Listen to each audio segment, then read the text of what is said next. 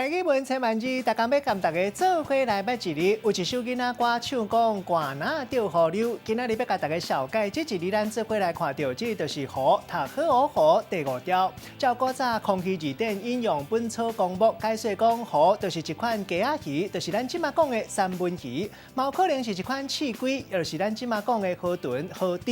就咱即马台语讲河流，这个河其实是照用字。有一句俗语讲到：3月死河流，6月风拍潮。另外，河流顺便空，这个意思就是顺刷。也有讲到河流笑善鱼，代表久笑悲无尾。带大家做过来小解这两个词。头一个河流，有人讲是鱼流，就是讲一款温带正水鱼，圆圆长长，腹肚扁扁。鱼领是乌色，腹肚是咖啡色或者是暗黄色，用肠仔撕开，用粪口来排开，规身躯无鱼篮，骨溜溜，真歹掠。第二个词就是和河流有关系俗谚语，人讲死河流无柄，有人讲是掠死河流唔免冰土，这意思拢是讲一个人无够巧。咱用一句话来举例，甲这两个词甲做伙。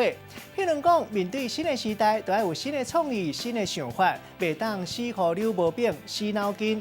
有时阵做代志顺耍，河流顺便空，无的确1减2个有新的收获。